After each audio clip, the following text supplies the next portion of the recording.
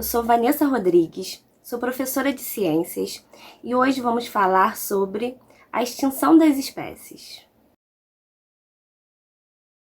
Observe as imagens abaixo. Você acha que podemos encontrar uma preguiça gigante, um tigre-dente de sabre ou até mesmo um dinossauro na natureza atualmente? Provavelmente você respondeu que não.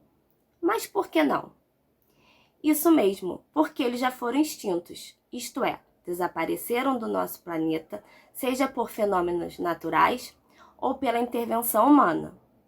Mas como sabemos da existência desses seres vivos? Através do estudo dos fósseis, que nos ajudam a entender a história da Terra e a evolução dos seres vivos. Agora, vocês podem me perguntar: o que são fósseis? Como eles são formados? Fósseis são restos ou vestígios de seres vivos que viveram no passado e são encontrados em rochas sedimentares. Restos são partes de um ser vivo, como, por exemplo, conchas, dentes e ossos. E vestígios são evidências de sua existência, como, por exemplo, marcas de pegadas. Para que um fóssil seja preservado, são necessárias algumas condições específicas. Após a morte do organismo, é necessário que ele seja rapidamente soterrado para que assim pare o processo de decomposição. Com o passar do tempo, os sedimentos vão sendo ali depositados e sendo compactados, dando origem a uma rocha sedimentar com um fóssil dentro. Estudando a história do nosso planeta, percebemos que alguns momentos são marcados por extinções em massa, enquanto outros ocorrem o surgimento de novas espécies. Agora, vamos falar um pouco sobre o surgimento dessas novas espécies. Durante o período pré-cambriano, surgiram os primeiros seres vivos e os primeiros organismos multicelulares. Posteriormente, na Era Paleozoica, surgem as primeiras plantas terrestres. Também aparecem os primeiros animais invertebrados e ocorre a grande diversidade de seres vivos mais complexos, os peixes, anfíbios e répteis. Durante a Era Mesozoica, aparecem os primeiros mamíferos, os dinossauros, as aves e as plantas com flores. E na Era Cenozoica, que é a nossa era atual, aparecem os grandes mamíferos e os nossos ancestrais diretos. Antes de falarmos sobre as grandes extinções, vamos listar as principais causas dessas. São elas: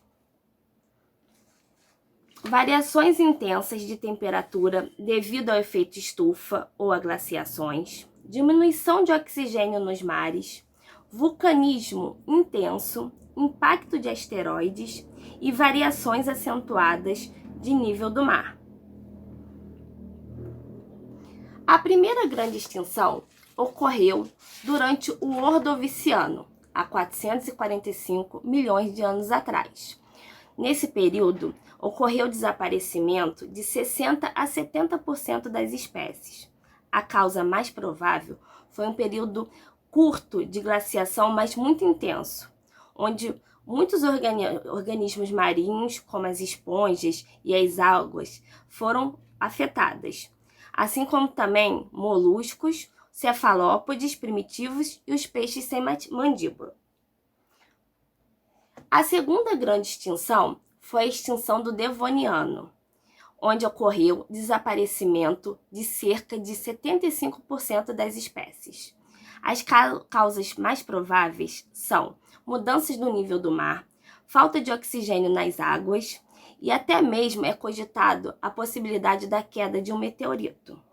Os organismos marinhos voltaram a ser os mais afetados, principalmente os corais, os braquiópodes e os peixes placodermos. Braquiópodes são animais invertebrados de corpo mole que são recobertos por essas duas válvulas. E placodermos são peixes que possuem a cabeça e o tórax cobertos por essas placas dérmicas. A terceira extinção é a extinção do Permiano. Ela foi responsável pela maior extinção em massa já conhecida. Dizimou cerca de 90% das nossas espécies. As causas prováveis são mudanças drásticas ambientais ocasionadas por impactos de asteroides e atividades vulcânicas. Desapareceram nesse momento os últimos trilobitas e praticamente todos os insetos que viviam nessa época. Extinguiram-se também os répteis basais, assim como alguns tubarões e peixes ósseos. A quarta extinção aconteceu no final do Triássico e início do Jurássico e terminou com 70 a 80% das espécies viventes. As causas prováveis são eventos vulcânicos ocasionados pela movimentação de placas tectônicas que causaram o aquecimento do nosso planeta. Extinguiram-se muitas espécies terrestres, a maioria delas arcossauros, que são os ancestrais dos nossos dinossauros. A maioria dos grandes anfíbios também desapareceram nesse momento. A quinta extinção aconteceu no final do Cretáceo e início do Paleógeno e desapareceu 70% das espécies viventes. A causa mais provável foi o impacto de um asteroide que lançou milhões de toneladas de poeira na atmosfera, bloqueando a luz do Sol. Essa extinção é a mais conhecida, porque ela ocasionou o desaparecimento dos dinossauros. E grande parte das outras espécies também viviam nessa época. O maior indício disso é uma cratera encontrada na Península do Yucatán, no México. Agora vamos falar da sexta extinção. Não, você não ouviu errado e eu também não contei errado. Atualmente, muitos cientistas acreditam que estamos passando pela sexta extinção em massa. E você pode estar me perguntando, ou até mesmo já saber, será que essa extinção está sendo causada pela queda de um meteoro, pelo derramamento de lavas ou pela falta de oxigênio na nossa atmosfera? Mas você já deve saber a resposta. Não é nada disso que está acontecendo. A causa da extinção que está acontecendo nesse momento é o próprio homem. E para o conhecimento de vocês, vale também salientar a extinção que ocorreu durante o Pleistoceno. Ela não é considerada uma das 5 grandes extinções, mas ela também tem uma importância considerável porque ela extinguiu a megafauna que existia naquela época.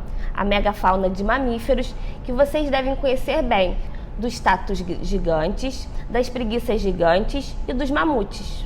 Acredita-se que a causa dessa extinção foi um grande período de glaciação. E você sabe quem estuda os fósseis e ajuda a decifrar a história do nosso planeta? Se você disse que são os paleontólogos, você acertou.